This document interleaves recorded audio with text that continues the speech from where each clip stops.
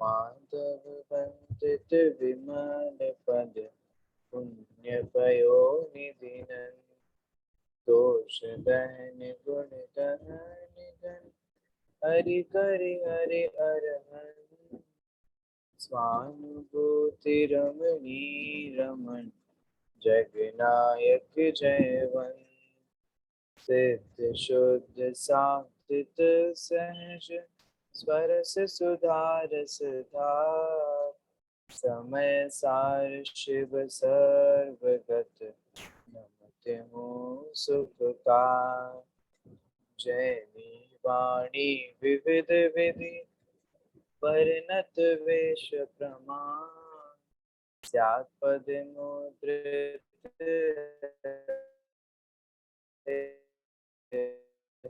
कल्याण मैं नमो नगन जैन जन ज्ञान ध्यान धन लीन मैंने मान बिन दान धन है नहीं न तन चीन यह विधि मंगल करन ते सब विधि मंगल होत उदंगल दूर सब तम जो भानु द्यो।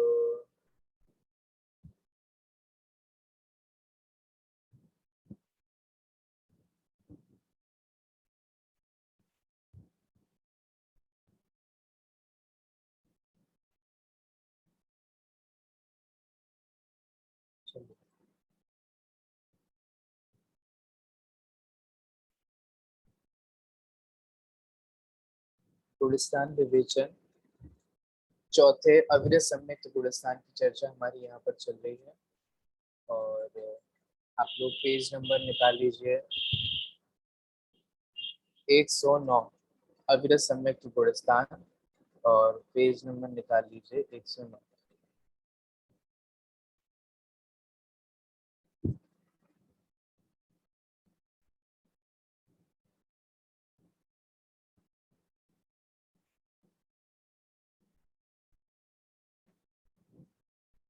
पीडीएफ शेयर कर दीजिए स्क्रीन पे ताकि जिन लोगों के पास जिनवाणी नाम हो गए स्क्रीन पे देख सकें।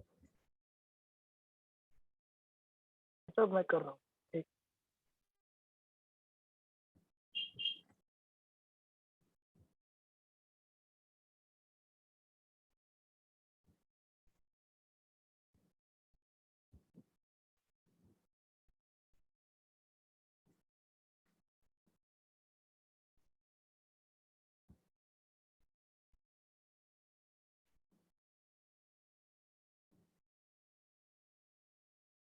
पहले जब तक समय लग रहा है तब तक अपन पुराना रिवाइज कर लेते हैं कल जो हमने पढ़ा था।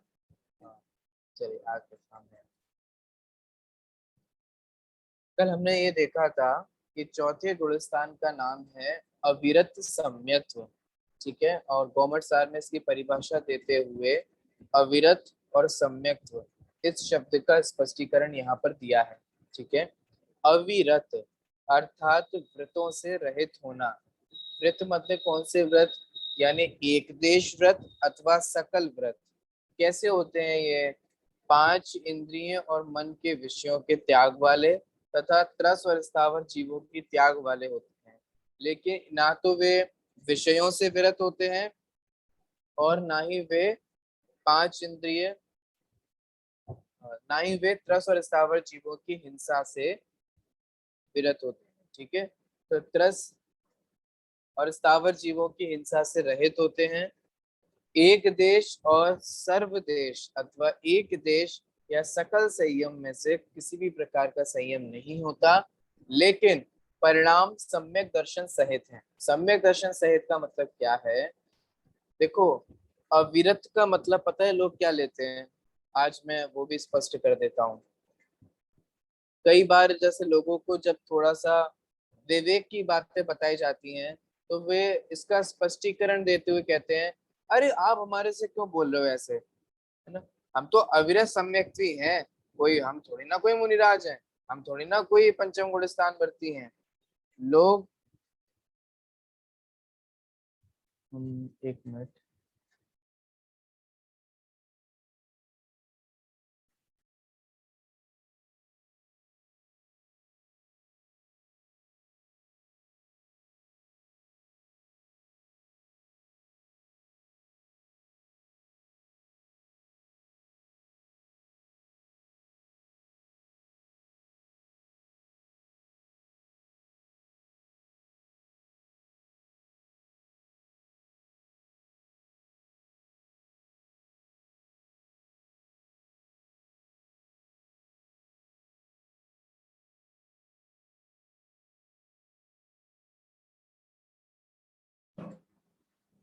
लाइट चली गई थी तो इसीलिए आपके लिए लाइट का इंतजार कर रहा था।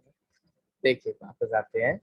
तो मैं आपको ये बता रहा था कि लोग अव्यक्त शब्द का मतलब क्या लेते हैं। लोग ये माने लोग अपनी स्वच्छंदता को अव्यक्त शब्द से पोषण करते हैं।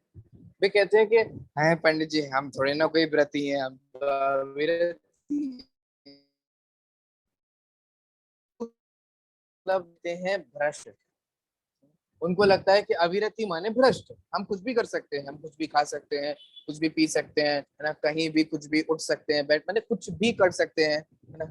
कोई व्यापार कर रहे हो तो वहां पर भी अरे अरे हमारे को क्या हो गया, हमारे को तो अविरति है, हम तो अविरत हैं, हम तो अविरत हैं। लोगों के चित्त में कई लोग, मैं ये नहीं कह रहा हूँ कि सभी लोगों के, लेकिन कुछ लोगों को ऐसा लगता है कि अविरति शब्द का मतलब होता है कि वे कुछ भी कर सकते हैं। कुछ भी करने का मतलब है वे अपनी स्वच्छंद प्रवृत्ति कर सकते हैं, और वे अपने उस स्वच्छंद प्रवृत्ति को अव्यक्त शब्द से पोषण करते हैं। देखिए मैं बहुत संक्षिप्त में, मेरे पास टाइम कम है इसलिए मैं बहुत जल्दी से और संक्षिप्त में बता देता हूँ। अविरत शब्द का मतलब कहीं भी ये नहीं होता है कि आप भ्रष्ट हो सकते हैं। अविरत शब्द का मतलब ये नहीं होता है कि आप स्वच्छंद हो जाइए। अरे भाई, चतुर्थ गुणस्थान वर्ती अविरति होता है, भ्रष्ट नहीं होता है। ख्याल में आ रहा है? उसके अन्याय का, अनीति का और अभक्ष सेवन का त्याग होता है, सप्त व्यसन का त्याग होता है, अष्ट मूल गुणों का पालन होता है। ठीक है, तो इसका मतलब ये नहीं होता कि वो कुछ भी करे और कुछ भी नहीं करे, है ना। हम अविरत शब्द से इस बात का पोषण अगर करना चाहें तो ये नहीं होता। हाँ, बुद्धि पूर्वक उसके जीवन में अणुव्रत या महाव्रत नहीं होते, लेकिन सुनो, नहीं होते की बात अलग है, लेकिन भावना नहीं हो ऐसा नहीं होता। ठीक है, दोनों में अंतर समझ में आ रहा है। वो निरंतर ये भावना भाता है कि कब मैं इस दशा का त्याग करूं, क्योंकि हम भजन पढ़ते हैं ना, संत साधु बन के विचरू, वह घड़ी कब आएगी। तो बताओ, संत साधु बन के विचरू ये कौन विचार करेगा? मुनिराज। मुन्नाज ये विचार करेंगे कि मैं साधु बन के विचरूं, वो घड़ी कब आएगी? मुन्नाज थोड़ी ना ये विचार करेंगे। गृहस्थी तो ये विचार करता है ना। आप लोग ने श्रीमद राजचंद्र जी का एक बहुत अच्छा पाठ पढ़ा होगा, अपूर्व अवसर। अपूर्व अवसर ऐसा किस दिन आएगा, है ना, एकाकी विचरूंगा जब शमशान में, गिरी पर होगा बाघ सिंह संयोग जब। ये सब किसकी बात कर रहे हैं? वे ये नहीं कह रहे कि अपूर्व अवसर ऐसा कब आएगा जब मैं करोड़पति बन जाऊंगा, मैं मिलीनियर बन जाऊंगा। अपूर्व अवसर आएगा जब मेरा मुंबई में एक बंगला होगा। ये नहीं, ये कोई अपूर्व अवसर नहीं है। वे मुनिराज बनने की भावना भा रहे हैं। ठीक है, वहां पर भी एक गृहस्थ, है ना, एक सद गृहस्थ ये भावना भाता है कि वो मुनिराज बने। सम्यक दृष्टि के भी चित्त में निरंतर ये भावना रहती है ना, कि वह मुनिराज बने। आप गुरुदेव श्री को देखिए, कितने वे मुनिराजों का जब प्रसंग आता था तो वो कितनी भक्ति में उनके, और माने भावना भाते हुए क्या हो, मुनिराज तो बहुत उत्तम जीव हैं, और बहुत बहुत भावना भाते हुए, बहुत बहुत मुनिराजों की भक्ति करते हुए और मुनिराज बनने की भावना वे भाते थे। ऐसे ही सभी ज्ञानी जीवों को करना चाहिए। सम्यक दृष्टि भी यही करता है। ठीक है, भले ही हम अभी उस दशा की प्राप्ति नहीं कर पा रहे हों, लेकिन हमें मन में ये भावना होनी चाहिए कि हमें उस दशा की प्राप्ति करनी है। अभी तो हम एलर्जेटिक बिहेव करते हैं। एलर्जेटिक बिहेव समझ रहे हो? माने जैसे एलर्जी हो हमारे को, कोई हमारे को कह भी दे, मुनि है ये क्या कर रहे, ये क्या कर रहे, पागल हो, हमें थोड़ा मन है, हमें थोड़ा मन। अरे कैसी बातें हम कर, मैंने हम हमें हमारे कदाचित कई लोगों को ऐसा लगता है कि जैसे किसी को धूल से एलर्जी होती है, किसी को, है ना, लैक्टोज से एलर्जी होती है, ऐसे अलग अलग चीजों से लोगों को एलर्जी होती है ना। ऐसे लोग मुनि शब्द से या मुनिराज बनने से भी ऐसे एलर्जी बिहेव करते हैं, जो कि उचित नहीं है। हम सभी को ये निरंतर भावना भानी चाहिए कि कब हम मुनिराज बने, कब हम आरिका बने, अथवा इस भव में हमें ये भावना भानी चाहिए कि हमारे जीवन में अणुव्रत हो गए, कब हम संयमित हो गए, कब हम मोक्ष मार्ग में और धीरे धीरे आगे बढ़े।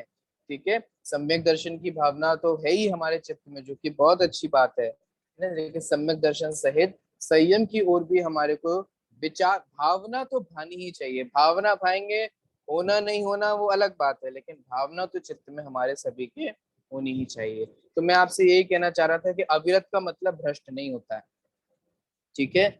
भले ही उससे भोग नहीं त्यागे जा रहे हैं, लेकिन जिन भोगों को वो भोगता है वो न्याय नीति के होते हैं। ख्याल में आ रहा है? यद्यपि वो व्यापार का त्याग नहीं कर पा रहा है, लेकिन व्यापार में नंबर 2 का काम नहीं करता। पॉइंट समझ में आ रहा है? यद्यपि वो भोजन का त्याग नहीं कर पा रहा है, लेकिन अभक्ष सेवन नहीं करता, भक्ष खाता है। यद्यपि उसे स्त्री के प्रति राग है, लेकिन वो पर स्त्री को ग्रहण नहीं करता, वैश्या को ग्रहण नहीं करता। ख्याल में आ रहा है? अपनी स्त्री के प्रति राग का वो त्याग नहीं कर पा रहा हो, लेकिन फिर भी पर स्त्री सेवन का भाव, पर स्त्री सेवन का की चेष्टा है ना, उसका वो त्याग नहीं करता है ना, उसका वो त्याग कर देता है। जैसे आप सेठ सुदर्शन जी को लीजिए, वे भी तो गृहस्थ दशा में रह करके जब रानी ने प्रपोजल दिया अपनी तरफ से, तो उन्होंने तुरंत त्याग कर दिया कि नहीं कर दिया, और यहाँ तक कि कह दिया कि अरे रानी मैं तो नपुंसक हूँ, मैंने वे उस परिस्थिति से बचे। ठीक है, ख्याल में आया? तो यहाँ ये समझने वाली बात है कि यद्यपि सम्यक दृष्टि जीव भोग भोगता हुआ दिखाई देता है, राजपाट के बीच दिखाई देता है, घर परिवार के बीच दिखाई देता है, लेकिन वो अन्याय, अनीति और अभक्ष नहीं करता। ठीक है, तो अविरत भी है, लेकिन उसका जीवन शुद्ध सात्विक भी है। पॉइंट समझ में आ रहा है? अव्यत शब्द से आप ये अर्थ मत लीजिए कि हमें भ्रष्ट होने की यहाँ पर छूट मिल गई है, हम कुछ भी कर सकते हैं, कुछ भी खा सकते हैं, कुछ भी कैसा भी कर सकते हैं, ऐसा नहीं होता है। ठीक है, विचार करिएगा। ये एक डेफिनेशन हमने अविरत सम्यक की एक कल पढ़ी थी, दूसरी डेफिनेशन हम आज पढ़ लेते हैं। पेज नंबर 109 पर सबसे लास्ट में देखिए, एक गाथा दिखाई दे रही है आप लोगों को। चलिए उस गाथा को हम सब मिलकर के पढ़ते हैं, है ना। सत्तण हम उब समदो, उब सम सम्मोखया दुखयोया, विदिय कसायुदया दो, असंजदो हो दिसम्मोयः। देखिए पेज नंबर 110 पर इस गाथा का अर्थ है, उसको अपन विचार करते हैं। ठीक है, पेज नंबर 110 खोल लीजिए, देखिए आपके सामने है। अप्रत्याख्यानावरण कषाय कर्म के उदय से असंयत होने पर भी 5, 6 या 7 अर्थात अनंतानुबंधी की 4 और दर्शन मोहिनी की 3 प्रकृतियों के उपशम, क्षय, क्षयोपशम की दशा में होने वाले जीव के औपशमिक, शायिक तथा शायोपशमिक भावों को अविरत सम्यक गुणस्थान कहते हैं। एक बार मैंने डेफिनेशन पढ़ी। अब आप लोग को ऐसा तो नहीं है कुछ भी समझ में नहीं आया हो, है ना। मैं समझता हूँ ये 5, 6 या 7 क्यों है, ये समझ में आ गया?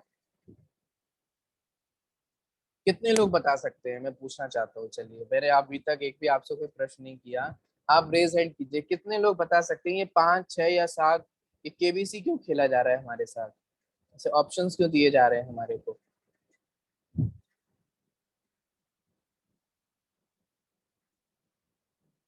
रेज हैंड कीजिए जिसको, मुझे ये तो समझ में आएगा ना कि आपको पुराना वाला कितने लोगों को समझ में आया है।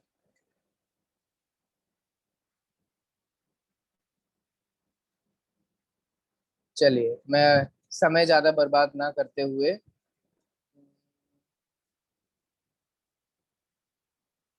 प्रवीण रहाटे, आप बताइए कौन है?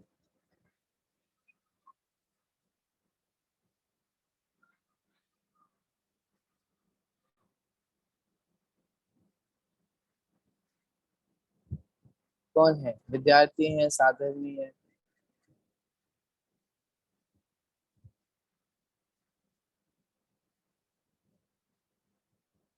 चलिए उनका हाथ में, हाँ प्रणत, प्रणत बताइए आप।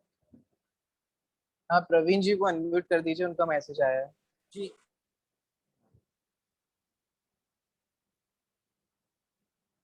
प्रवीण जी को, हाँ साधर्मी है, देखिए।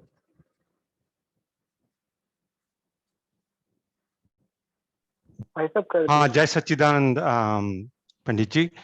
तो जी वो जो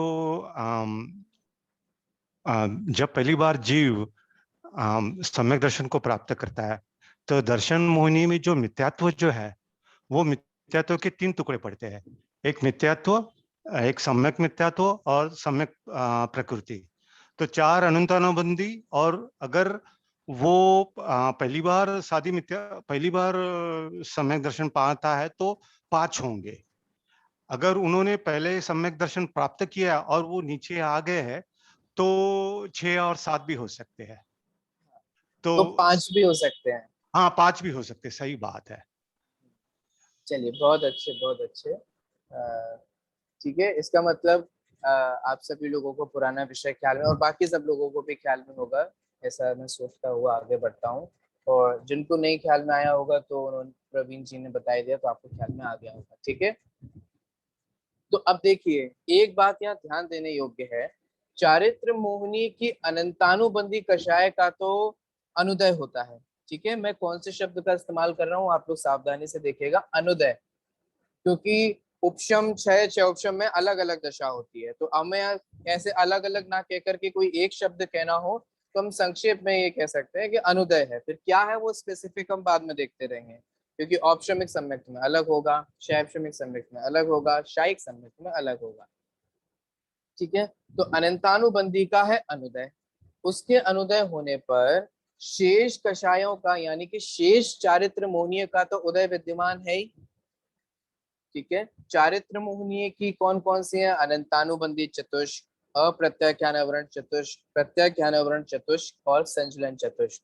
ठीक है, देखो मैं अभी डिटेल में इनके स्वरूप में नहीं जा रहा हूं, लेकिन संक्षेप में तो कम से कम बता ही दूं। अनंतानुबंधी आपको सम्यक दर्शन नहीं होने देती, सम्यक दर्शन में बाधक बनती है, अथवा सम्यक सम्यक दर्शन और सम्यक्त्वाचरण चारित्र में बाधक होती है। क्योंकि अनंतानुबंधी ना ड्यूअल फेस है, ड्यूअल फेस। कैसे? कि ये चारित्र मोहिनी की प्रकृति होने के कारण चारित्र का तो घात करती ही है, लेकिन मिथ्यात्व के साथ संबंध होने के कारण यह सम्यक्त्व का भी घात करती है। तो अनंतानुबंधी मिथ्यात्व सम्यक्त्व का भी घात करती है और सम्यक्त्वाचरण चारित्र का भी घात करती है। ख्याल में आया?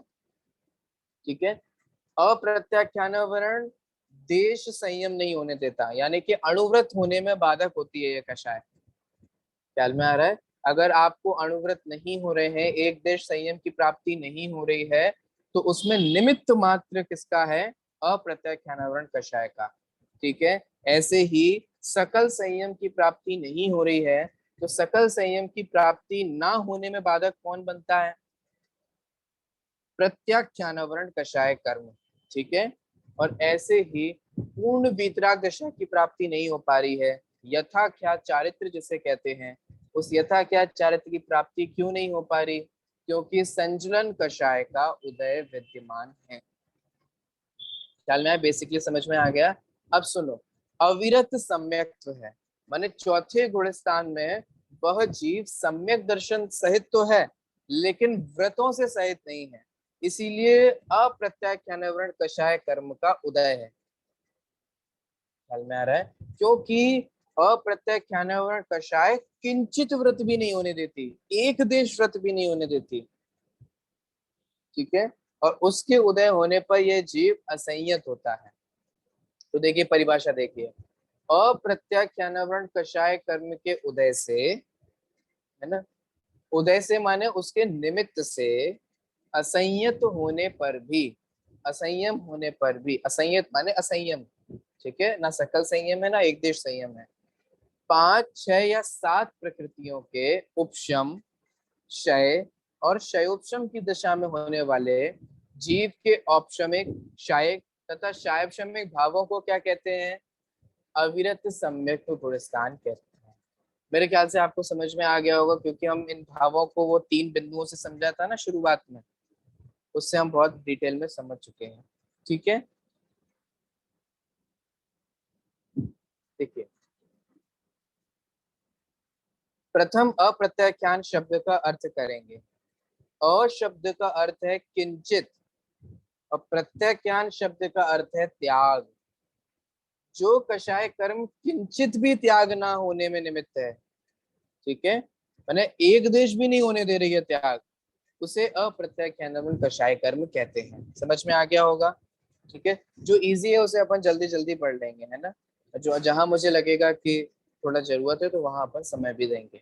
जैसे देखिए, जब जीव अपने पुरुषार्थ की हीनता से, इसे अंडरलाइन कर लीजिए, अंडरलाइन माने अपने दिमाग में, कैसे अंडरलाइन कर लीजिए कि अपने पुरुषार्थ की हीनता से, आप ये नहीं कहिए कि सम्यक दर्शन क्यों नहीं हो रहा है, हम क्या करें, मिथ्यात्व का उदय है, तो ऐसे नहीं चलेगा। ऐसे तो मिथ्यात्व का उदय बना ही रहेगा, तो आप कभी सम्यक से नहीं करोगे क्या? ऐसे कोई कहे अरे भैया आप व्रत कब लेने वाले हैं, कभी सोचा है अणुव्रतों को लेने के बारे में? अणुव्रत तो गृहस्थ दशा में भी लिए जा सकते हैं, घर परिवार में रहते हुए भी उनका पालन किया है। हम क्या कह रहे हैं पंडित जी, अप्रत्याख्यान कसाय कर्म का बहुत उदय चल रहा है, हम ले ही नहीं पा रहे हैं। तोड़रमल जी ने ऐसे लोगों को एक करारा, क्या मैं बोली तो, तमाचा लगाया है ना। कैसे लगाया है?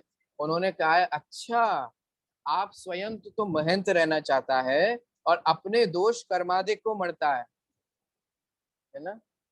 मैंने आप स्वयं महंत, नहीं नहीं मेरा कोई दोष नहीं है, मैं क्या करूं, मैं क्या करूं, मिथ्यात्व का उदय है, अप्रत्याख्यानावरण का उदय है। तो अपन अपन अपने शुरू से ये करते हैं ना कि जैसे कोई काम बिगड़ जाए, ए हमने नहीं किया, हम क्या करें, वो लाइट खराब, लाइट चली गई थी, हम क्या करें, हम क्या करें, तुम्हारा फोन आ गया तो वो खाना खराब हो गया। अपन ये करते हैं कि नहीं करते? मैंने आप स्वयं तो महंत रहना चाहता है और अपना दोष कर्माधिक को मरता है, सो जिनाज्ञा माने सो ऐसी अनीति संभव नहीं है। ये अनीति है, गलत बात है, ये ऐसा ऐसा नहीं होता है। जड़ कर्म घुमाता है मुझको, आगे की पंक्ति बोलिए, आप सब पूजन करते हैं, यह सम्यक समझ रही मेरी, नहीं ये मिथ्या भ्रांति रही। मैं जड़ कर्मों के कारण दुखी हूँ, हम रोज बोलते हैं हे भगवान मैं जड़ कर्मों के कारण दुखी हूँ, ये मेरी मिथ्या भ्रांति थी। मैं अप्रत्याख्यान कषाय के कारण से, निमित्त तो हो सकता है, निमित्त कारण तो हो सकता है, लेकिन मूल वही कारण हो ऐसा नहीं है, क्योंकि अपनी पुरुषार्थ की हीनता है। ठीक है, जब जीव अपने पुरुषार्थ की हीनता से किंचित भी अर्थात अणुव्रत भी या संयमा संयम भाव प्रकट नहीं करता, अथवा महाव्रत रूप संयम भाव भी प्रकट नहीं करता, तो अप्रत्याख्यानावरण आदि, आदि माने बाकी की भी सारी कषाएं कर्मों का निमित्त से उदय रहता ही है। ठीक है, निमित्त नैमित्तिक संबंध बहुत घने हैं, तो निमित्त नैमित्तिक संबंध रहता है। ऐसे सम्यक दृष्टि जीव को अविरत सम्यक दृष्टि कहते हैं। ठीक है, समझ में आ गया? अब हम आगे बढ़े, चलिए। अब एक बहुत अच्छा विषय आने वाला है और नया विषय आने वाला है, तो एक फ्रेश स्टार्ट करने वाले हैं। आप लोगों को याद है कि हमने सम्यक के 3 भेद पढ़े थे, कौन कौन से हैं? पहला औपशमिक सम्यक्त्व, दूसरा शायोपशमिक सम्यक्त्व, तीसरा शायिक सम्यक्त्व। एक बहुत अच्छा विषय की हमने यहाँ पर चर्चा की थी कि आप हमारे को ये बता दीजिए कि इन तीनों सम्यक्त्व में परस्पर समानता है कि असमानता है। ख्याल में आ रहा है? माने ये तीनों सम्यक बहुत अच्छा विषय है। आप सोचिए, ये तीनों सम्यक्त्व एक जैसे हैं कि अलग अलग हैं? तो सोचिए क्या लगता है आप लोगों को कि एक जैसे हैं माने समानता होगी कि असमानता होगी? तो भाई हम रोज मंगलाचरण में पढ़ते हैं, विद्यार्थियों को तो अर्थ भी उसका बताया है। जिनवाणी किससे किससे अंकित है? स्याद पद मुद्रित, स्याद्वादमयी शैली है ना, स्याद्वादमयी। तो यहाँ ये कहा जाएगा कि भाई तीनों सम्यक में कथनचित समानता भी है और कथनचित असमानता भी है। ख्याल में आ रहा है कि नहीं आ रहा है? अगर तीनों में असमानता ही होती तो फिर तीनों के होने पर चौथा गुणस्थान कैसे होता? और अगर तीनों में समानता ही मात्र मानी जाए तो फिर 3 3 क्यों है, 1 होने चाहिए थे। शायद बात समझ में आ रहा है? ख्याल में आया? अगर 3 है तो इसका मतलब तीनों में कुछ असमानता है, तभी तो 3 है। ख्याल में आ रहा है? लेकिन समानता भी है, अगर समानता नहीं होती तो फिर तीनों के होने पर चौथा गुणस्थान ही क्यों कहा जाता? तो कथनचित समानता भी है और कथनचित असमानता भी है। तो तैयार हैं आप लोग इस विषय को पढ़ने के लिए कि तीनों सम्यक्त्व में समानताएं किस आधार से हैं और असमानताएं किस आधार से हैं? देखिए, आप लोगों से मैं यही कहना चाहता हूँ, कभी भी अपने प्रश्न का उत्तर देने से पहले स्याद्वादमयी शैली का प्रयोग करके उत्तर देंगे तो बहुत लाभ होगा, है ना। समीचीन वस्तु स्वरूप आपको ख्याल में आएगा। ठीक है, देखिए हम लोग यूजुअली ना ताव में आकर के नहीं नहीं भैया तीनों ही समान है, नहीं नहीं तीनों ही समान है, या तो ऐसे ही बोल देंगे या नहीं नहीं नहीं तीनों अलग अलग है, अलग अलग है। लेकिन हमें कथनचित समानता और कथनचित असमानता ये दोनों की ही जानकारी होनी चाहिए। चलिए ज्यादा टाइम न लेते हुए शुरू करते हैं। सम्यक्त्व अपेक्षा विचार। अब हम किस अपेक्षा से विचार कर रहे हैं? सम्यक की अपेक्षा से चौथे गुणस्थान के बारे में विचार कर रहे हैं। चौथे अविरत सम्यक्त्व गुणस्थान में नाना जीवों की अपेक्षा से औपशमिक, शायपशमिक और शायिक ये तीनों सम्यक्त्व रह सकते हैं। पॉइंट समझ रहे हैं क्या है? अब देखो कुछ चीज ध्यान देने वाली है। चौथे गुणस्थान में तीनों ही सम्यक्त्व हो सकते हैं कि नहीं हो सकते हैं? हाँ हो सकते हैं, लेकिन किसी एक जीव को एक समय में तीनों सम्यक्त्व हो सकते हैं? ऐसा नहीं हो सकता। किसी जीव को तो कालांतर में हो सकते हैं, क्योंकि उसको बहुत पहले औपशमिक था, फिर बाद में शायपशमिक हुआ और फिर शायिक हुआ, ये तो हो सकता है, ख्याल में आ रहा है। लेकिन एक साथ एक समय में तीनों सम्यक्त्व हो सकते हैं क्या? तो कह रहे हैं नहीं हो सकते हैं। इसीलिए यहाँ एक शब्द है नाना जीवों की अपेक्षा। ये नाना जीव को अपने नाना जी हैं, नाना जी, नानी जी, मामा जी, वो नहीं है। नाना मतलब अनेक प्रकार के, भिन्न भिन्न प्रकार के, है ना। आप लोग अब समझते होंगे, लेकिन थोड़ा सा ह्यूमर रिएक्ट करने के लिए और थोड़ा लाइट करने के लिए मैंने ऐसा बोला था, है ना। नाना जीव माने तरह तरीके के जीव, अलग अलग जीवों की अपेक्षा से औपशमिक, शायपशमिक और शायिक ये तीनों सम्यक्त्व रह सकते हैं। माने कोई औपशमिक सम्यक दृष्टि हो सकता है, उसका भी चौथा गुणस्थान हो, कोई शायिक सम्यक दृष्टि है, उसका भी चौथा गुणस्थान हो, तो कुल मिला के तीनों सम्यक हो सकते हैं। आगे देखिए, आगे वो क्लियर भी कर रहे हैं, एक जीव को एक समय में एक ही सम्यक्त्व रहता है। समझ में आ गया होगा। तीनों सम्यक्त्वों में यथार्थ श्रद्धा रूप धर्म की अपेक्षा से समानता होने पर भी अन्य अपेक्षाओं से असमानता भी है। ठीक है, तीनों ही सम्यक दृष्टि कहलाते हैं, तो समान हुए कि नहीं हुए? ऐसा कोई भेद तो नहीं करते, तीनों ही सम्यक दृष्टि है, तीनों के ही चौथा गुणस्थान है, तो इस अपेक्षा से समानता है। लेकिन अन्य अपेक्षाओं से असमानता भी है। तो देखो सबसे पहले समानता बताते हैं, सिमिलैरिटीज क्या है तीनों ही सम्यक्त्व में। पॉइंट नंबर 1, तीनों ही सम्यक्त्वी के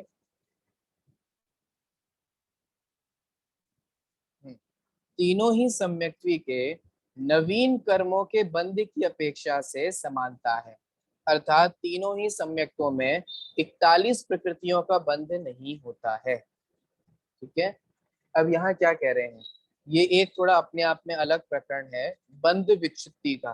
प्रत्येक गुणस्थान में देखो, एक बात समझो, गुणस्थान संसार से लेकर मोक्ष तक की यात्रा की उस जर्नी का नाम है। ख्याल में आ रहा है? संसार से निकल करके संसार दशा से ये जीव कैसे कैसे स्टेप बाय स्टेप मोक्ष की जर्नी करता है, उसको कहते हैं गुणस्थान। ठीक है, प्रत्येक गुणस्थान में सर्टेन कर्म प्रकृतियों का, माने कुछ कुछ कर्म प्रकृतियों का बंद होने का अभाव हो जाता है।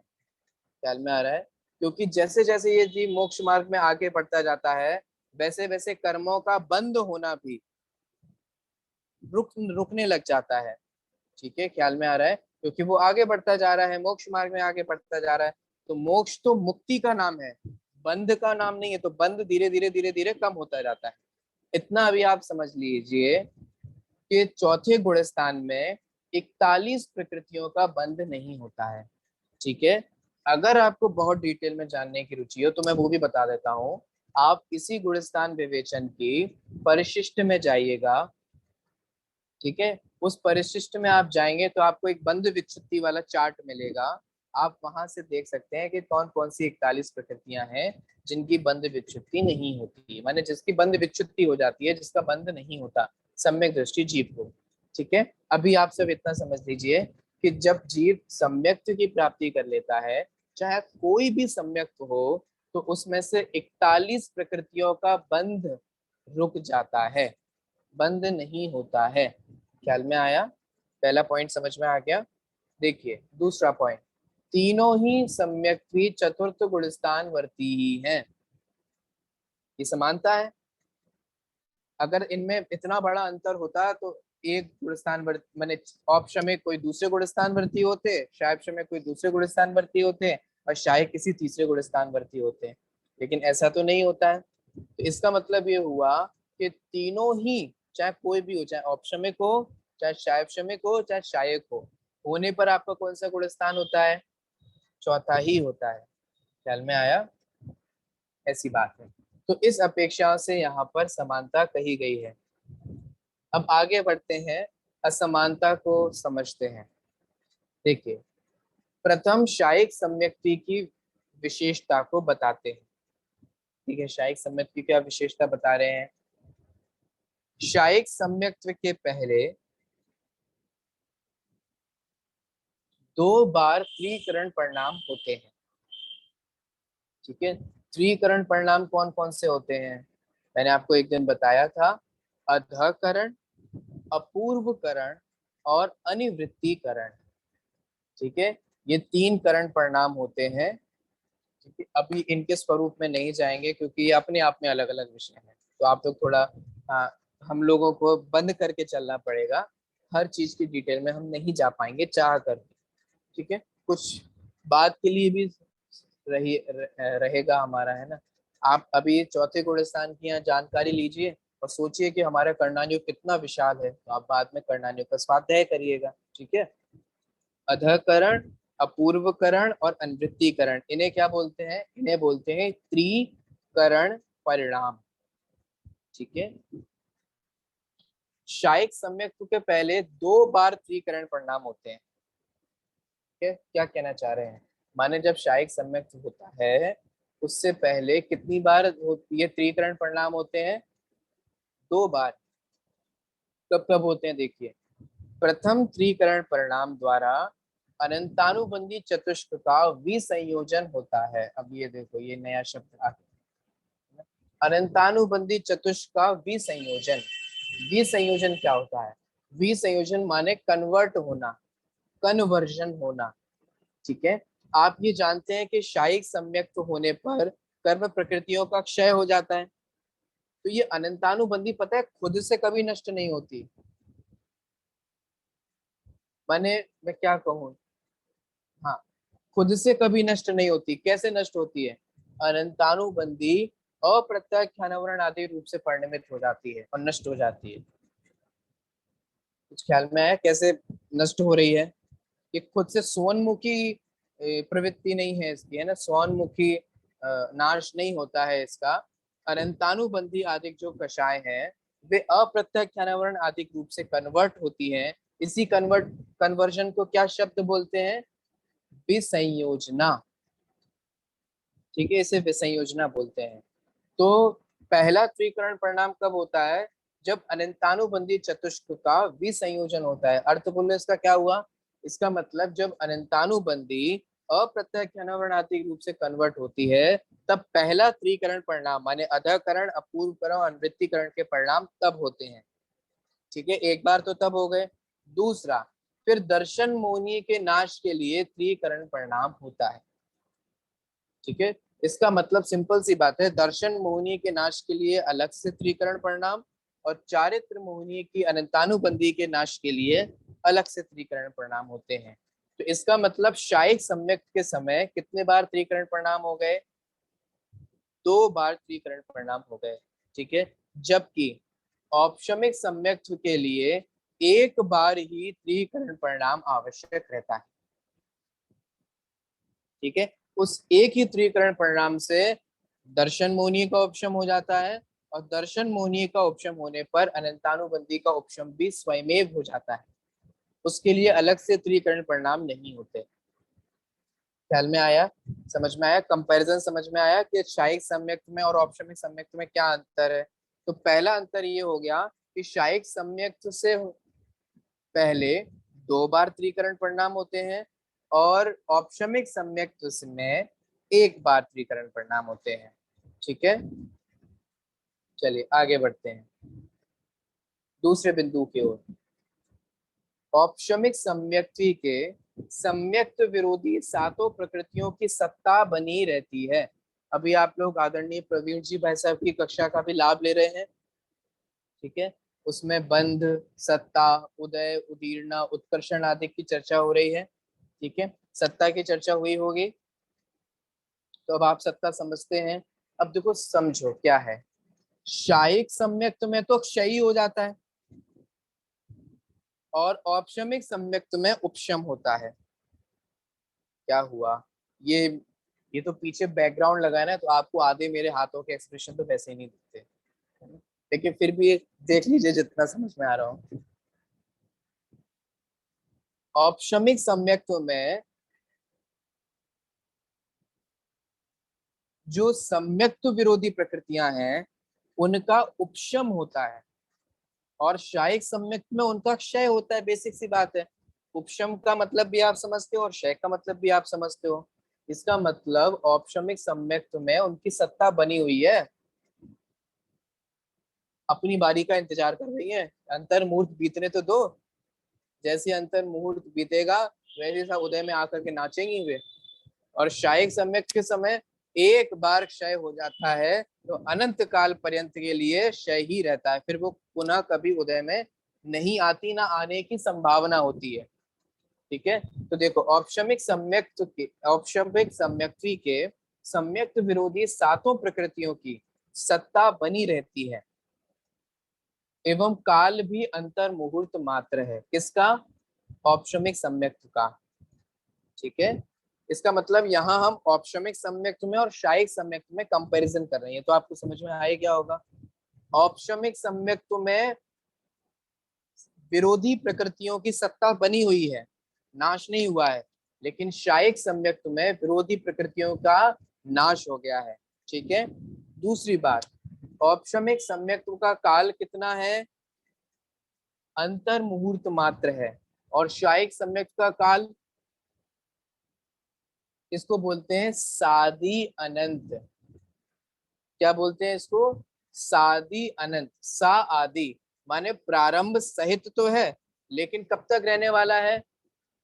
अनंत काल पर्यंत रहने वाला है, तो इसे बोलते हैं सादी अनंत। प्रारंभ तो हुआ लेकिन अब इसका कोई अंत नहीं है और अनंत काल पर्यंत तक रहने वाला है। जबकि शायिक सम्यक्ति के सम्यक्त विरोधी सातों प्रकृतियों की सत्ता नहीं है और काल साधी अनंत है, अतः नित्य है। ठीक है, समझ में आ गया ये सेकंड पॉइंट। देखिए अब हम आगे बढ़ते हैं थर्ड पॉइंट की ओर। शायिक सम्यक दृष्टि समय समय प्रति गुण श्रेणी निर्जरा करता है। माने शायिक सम्यक दृष्टि के गुण श्रेणी निर्जरा होती है। कब कब? समय समय प्रति। समय समय प्रति मतलब प्रति समय। ठीक है, प्रति समय कैसी निर्जरा? देखो निर्जरा तो आप समझते ही हैं। ठीक है, आप सात तत्व स्वरूप समझते ही हैं, संवर, निर्जरा। ठीक है, गुण श्रेणी क्या होती है? गुण श्रेणी का मतलब होता है गुणाकार रूप से। जैसे आप इसको समझिए कि पहले समय में मानो 2% निर्जरा हुई, तो अगले समय में 4%, फिर उसके अगले समय में 8, फिर उसके अगले समय में 16, है ना। इस तरीके से गुणाकार रूप से निर्जरा होती रहती है। इसे क्या बोलते हैं? गुण श्रेणी निर्जरा। और प्रत्येक समय में ये गुणाकार रूप से बढ़ती जाती है। तो शायिक सम्यक दृष्टि के प्रति समय गुण श्रेणी निर्जरा होती है ना। इसका मतलब औपशमिक सम्यक दृष्टि के गुण श्रेणी निर्जरा नहीं होती है। और देखिए चौथे नंबर का बिंदु, पूर्व में मनुष्य या तिर्यंच आयु का बंध ना होने की दशा में उसी भव में अथवा तीसरे ही भव में मोक्ष प्राप्त करता है। किसकी बात कर रहे हैं? शायिक सम्यक दृष्टि की। ख्याल में आ रहा है? अगर पहले आयु ना बंधी हो, ये समझने वाली बात है। जैसे राजा श्रेणिक शायिक सम्यक दृष्टि थे, आपको पता है ये बात, और फिर भी वो कहाँ गए, नरक में गए, ये भी आपको पता है। तो क्यों गए? क्योंकि उनकी पूर्व में आयु बन गई थी। ख्याल में आ रहा है? इसलिए पूर्व में ऐसे खतरनाक काम नहीं करने चाहिए जिसके बाद में आप सही भी ना कर पाओ।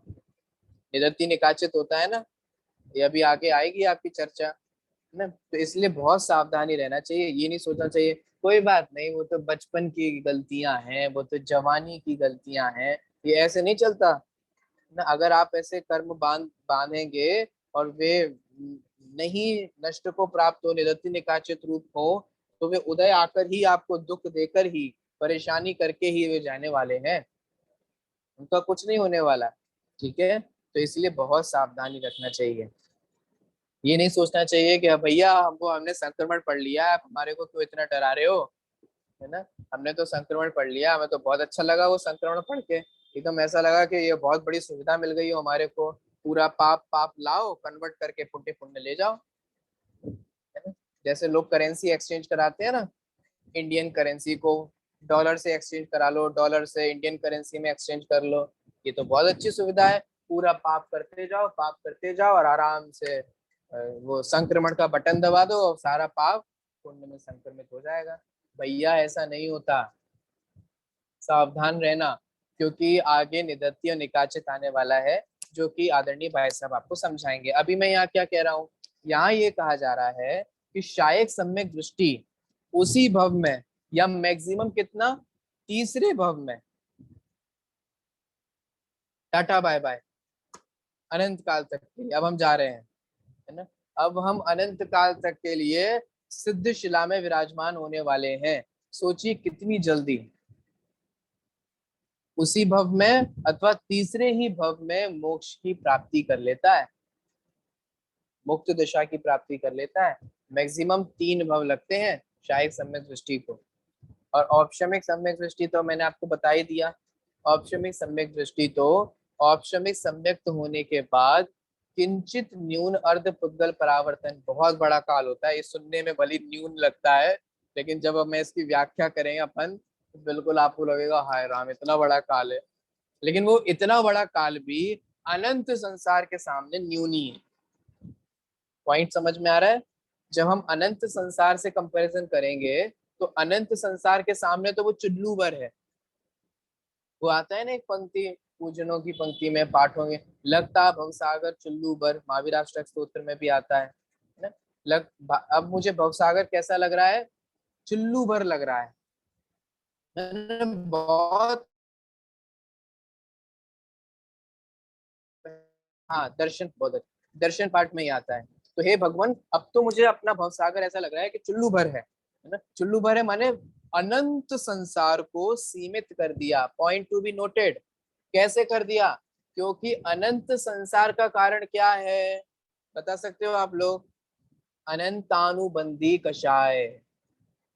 और जब हमने सम्यक की प्राप्ति कर ली, तो इसका मतलब क्या हो गया कि हमने अनंत संसार का सीमित कर लिया। अब अनंत संसार नहीं होगा। खुश हो जाओ, सेलिब्रेट करो। किस बात को सेलिब्रेट करो, किस बात की खुशी है?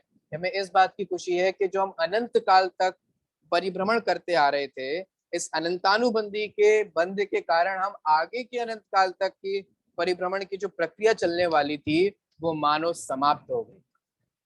इसीलिए तो ये अनंतानुबंधी बहुत खतरनाक है।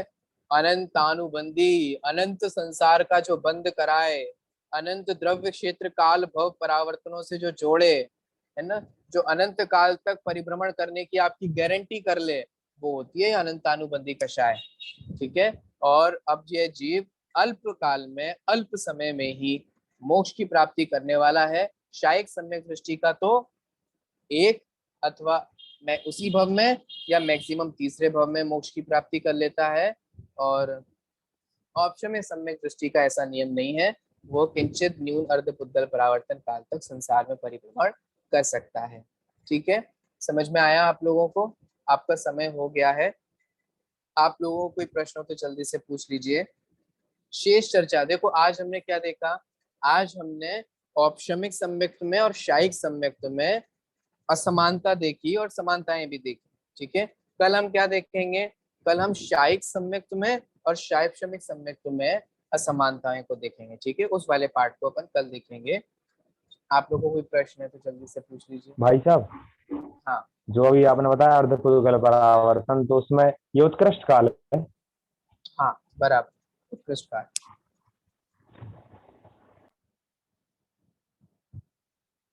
और किसी आपको कोई प्रश्न, कोई विषय समझ, आज का ही विषय जो कुछ समझ नहीं आया हो, दोबारा सुनना चाह रहे हो, दोबारा समझना चाह रहे हो, तो वो भी पूछ सकते हैं, है ना। हाँ मृदुला जी बोलिए।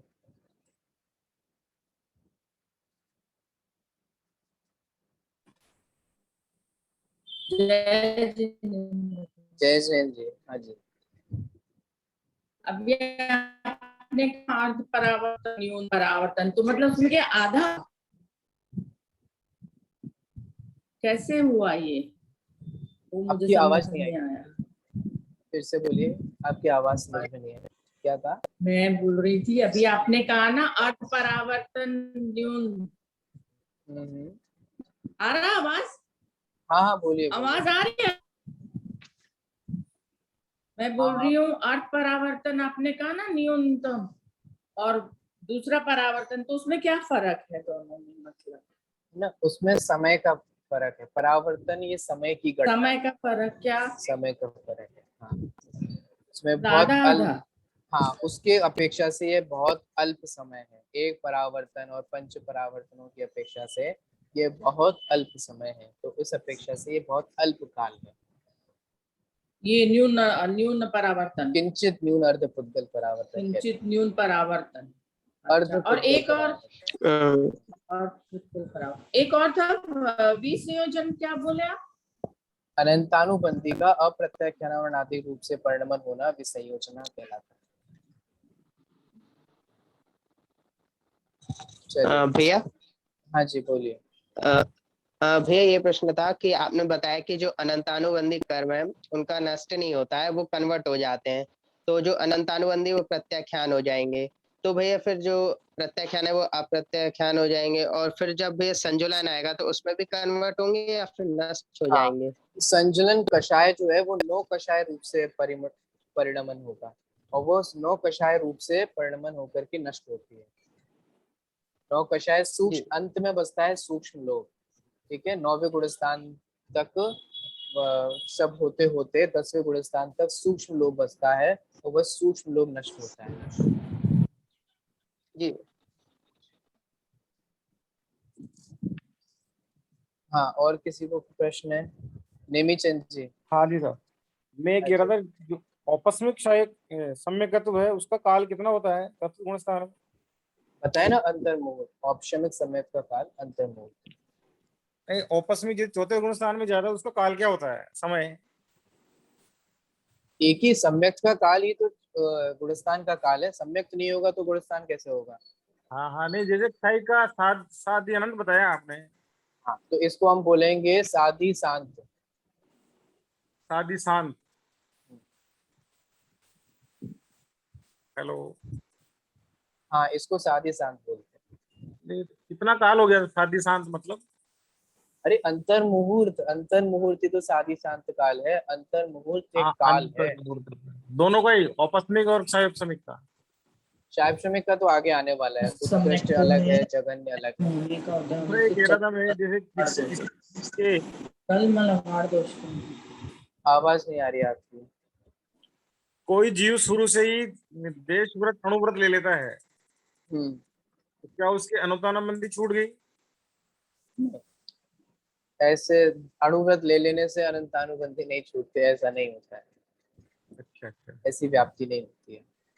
फिर तो वे द्रव्यलिंगी मुनिराज, द्रव्यलिंगी श्रावक कैसे होंगे। द्रव्यलिंगी मुनिराज वही तो होते हैं जो बाह्य में मुनि लिंग का पालन करते हैं, मुनिराज हाँ होते हैं, हाँ लेकिन हाँ।